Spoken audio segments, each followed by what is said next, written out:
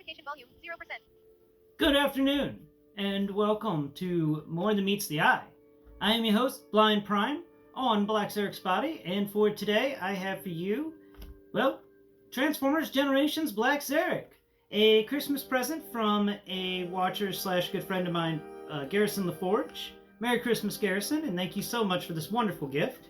I have done my best to get this thing in shot, but as you may or may not be able to see, I'm trying my best to make sure it's perfect. It's big. It's large. I've got this thing stretched out as much as I can. I guess I can pull him back just a bit more. There we go. Maybe that will help get him in line of shot. I really hope so. So let's talk about him. Now, first off, we'll talk about his accessories. And his major accessory, which is right here, it's his head. Look at this. So this is the head of, well, Black Zarek / Scorponok. The Black Zarek, if you didn't know, is utilizing the Scorponok mold. Oh, and while I have it on my mind, please do all the things below that everyone else asks you to do.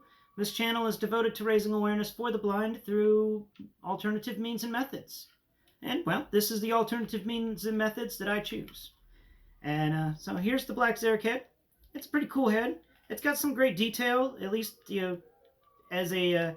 you wouldn't expect it from a Transformer that becomes a head, but they did a good job making this Transformer into a head. That's, wow. You know, I get the little bitty guy headmasters, and they're nothing like this. You can't feel the hands. You can barely feel the, where the legs are. This is decent. This is a nice head sculpt. This is a nice head transformation. It was a lot of fun to do. You can see the face here. If you can't see, it's got a nice face that's deep inset, but you know, unlike the little bitty faces that you can actually get in there and explore it a lot more with your finger. You know, feel around in there and feel all the cool detail they have.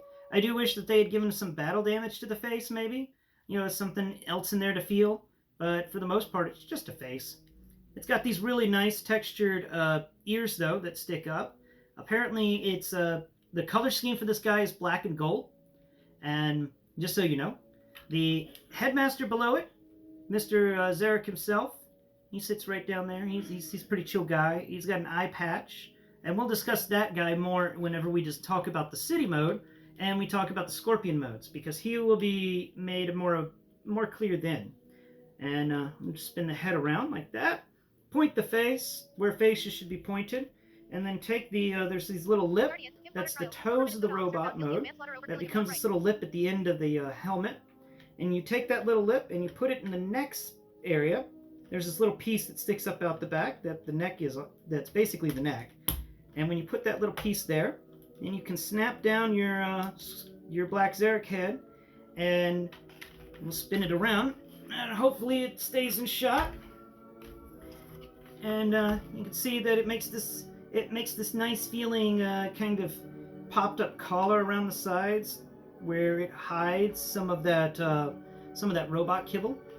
Oh yeah, you can't really see it. The backpack's in the way. There you go. I folded it down. Yeah, it does a nice view. It covers up that little area quite nicely. And then you just fold this backpack back up. Crap, how did I fold this backpack? The backpack's really interesting. Oh, right. The backpack goes up and down and over. There we go. The backpack on him is quite nice if you put it together right, if you folded it correctly, which we'll discuss that in the Blindformers episode.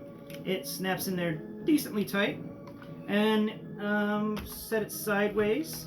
Hopefully, hey, you know, I was just bragging about how tight of a fit you are, and you're sitting here, you're making me out to be a liar, Black Zarek. Look at that. The entire backpack just fell off. What's going on? What's going on with you, Black Zarek? Huh. Are you upset? You upset, Black Zarek? Alright, there we go. Is that right? Or maybe that's right. However you want to put it, the backpack usually stays on quite nicely, and for some reason, I am not having any success with making it stay up anymore. Whew. Get in there.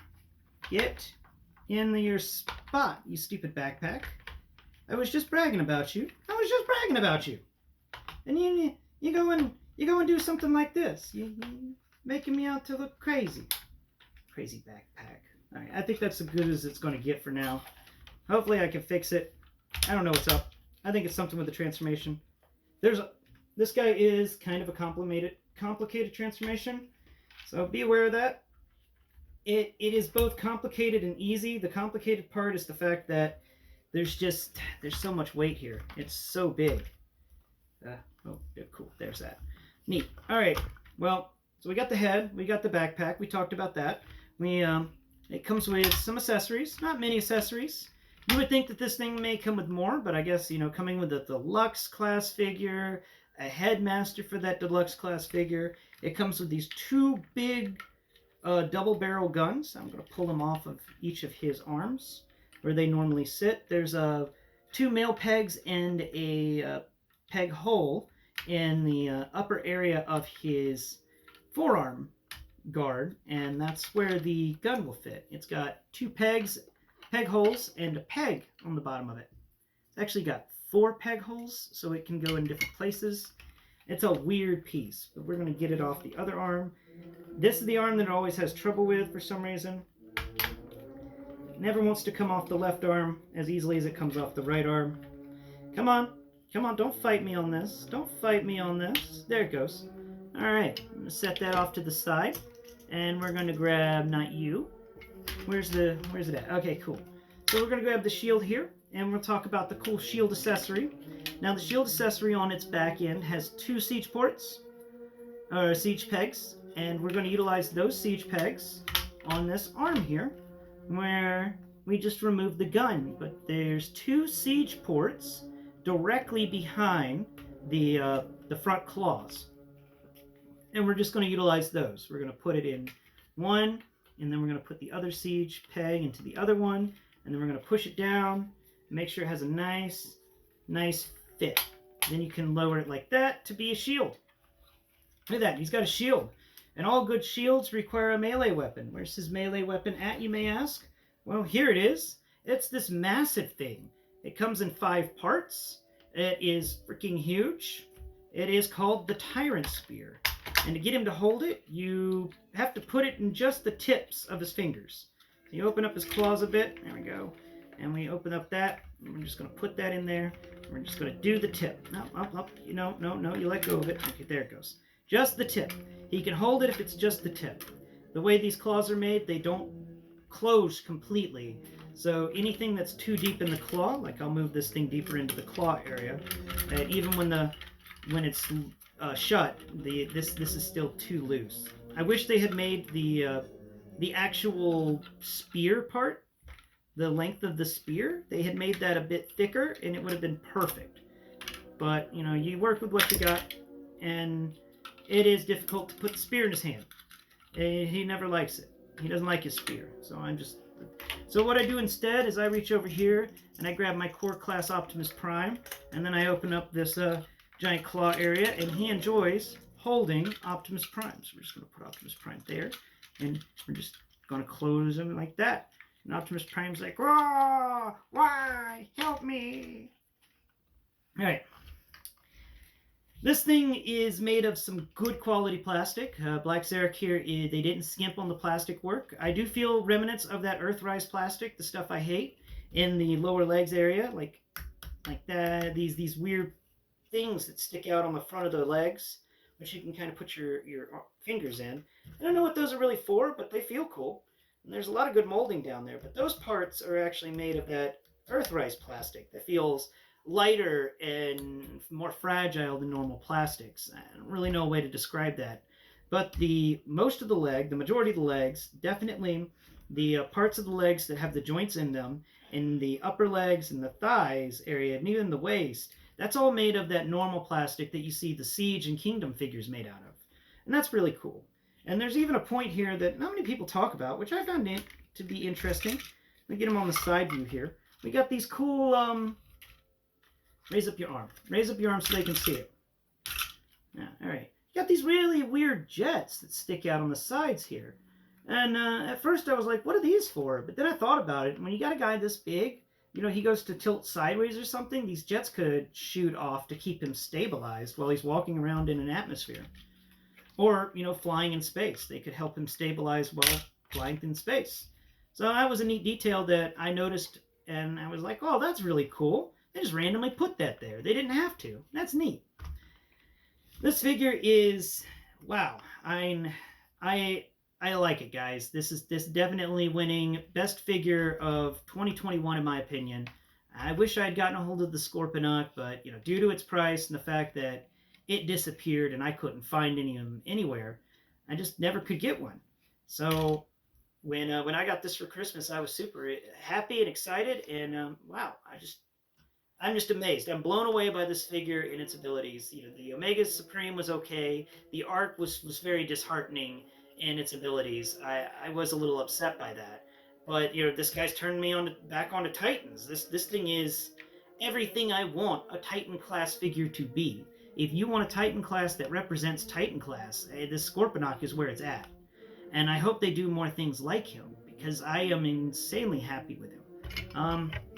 I almost forgot our tradition of bringing in Bumblebee here and making him appear puny in front of little things. So there's the puny Bumblebee. Bumblebee stretches up to, you got this cool slanty bit that slants down like a ramp on his lower leg, and Bumblebee stretches up to the point of that thing where it slants down. Now there's his head, there's that. We could put Bumblebee up here on the top of Black Zarek and notice that Bumblebee and Black Zarek's head, if you include the ears, are the same height. Look at that. Look at that. Look at the little bitty Bumblebee. Yeah, there you go. All right. Well, guys, I think that's all I really can say about this thing in robot mode. It's got great molding, top class articulation. Everything's a ratchet joint. Even the toe tilt is a ratchet joint. Everything. And, one thing to let you know before I let you go is be aware of this. This is something I discovered the hard way. His toes, like this one wasn't clipped in right, I just noticed. You got to make sure that you click those toes down. They fold up in the same direction that your Scorponok / Black Zarek would lean. Now, if too much weight is put on the tip of those toes, they're going to fold up into your Black Zarek / Scorponok, and the thing's going to fall face first on your counter and launch the head across the room. And you don't want that. I mean, I didn't want that, and that's what happened to me. So I'm letting you guys know, those toes click down solidly. Like, that one wasn't even clicked down. Oh my god. I've been doing this entire video. No wonder you've been wobbly. Make sure those toes are clicked down, or you're going to have a bad time with your Black Zarek. And if you're worried about him falling over, my suggestion is to take off the head and remove the tiny head, the little Black Zarek here. There you go. You got the little bitty Black Zarek, or the little bitty Zarek. So we're just gonna then move your arm over here, and just like with the Matrix of Leadership, we're just gonna stash it somewhere else in his chest. If we could get the chest open, come on, chest. This chest compartment is a bit stiff, but there it goes. It can open, and when you open the chest, inside you'll feel this little divot, and then you can go ahead and put that guy right in that little divot. And it's a big flat area. You wouldn't expect it to be kind of the cockpit of something because it's so big and flat, but it is. It is. Don't let it fool you. Make sure you raise his arms up so he can actually sit down in the little chair. There we go. I'm gonna set that little chair down there. Get in there. Get Black Zarek. Black Zarek, don't you? There you go. There you go. Or Zarek, I mean. There's a Black Zarek. I don't know. There you go. You put him in there, then you shut the close. That way, if he ends up falling on you and launches this head across the room, you're not going to lose your little Zarek. So the head actually fits on there without needing the little head underneath it. And then the little head is stored in the chest compartment, nice and safe, and ensuring that you won't lose it. And that's if you want to keep the smallest piece together with the rest of them and don't want to worry about accidents. But anyway, guys, Merry Christmas to you all. I have been Blind Prime, and I hope you've enjoyed the show. I know I have, and I would really appreciate it if you did all the things below that everyone else asks you to do. And I will see you next Prime.